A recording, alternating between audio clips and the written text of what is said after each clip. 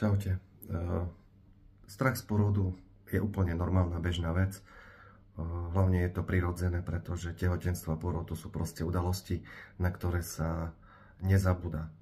Avšak ak ten strach je tak silný, že ho môžeme považovať až za úzkostnú poruchu a jednoducho je ten strach prekážkou rodiť prirodzene. Odborníci takýto strach z pôrodu, ktorým, ako vravím, môže byť až úzkostný, nazývajú tokofóbia.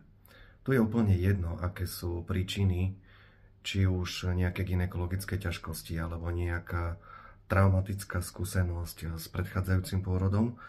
Dôležitá je príčina, že nie ste schopné proste prirodzene rodiť. A keďže žijeme v dobe plánovaných cisárskych rezov, tak je veľmi dôležité tento stav posúdiť objektívne.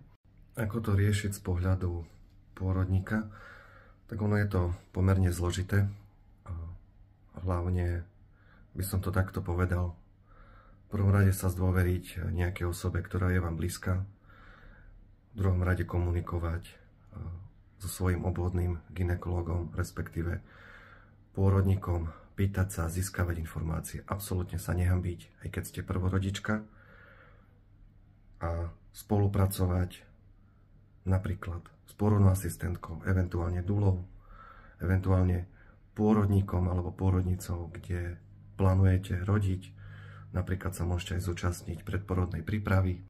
Spoločne s týmito ľuďmi, kde plánujete rodiť, si prekonzultujte pôrodný plán, ktorý si pripravíte predtým. A nemyslím si, že existuje pôrodnica, ktorá by vám maximálne v ústrety nevyšla. A ignorujte akékoľvek reči o tom, že pôrod je ťažký, že bolí. To vám absolútne nebude pomáhať.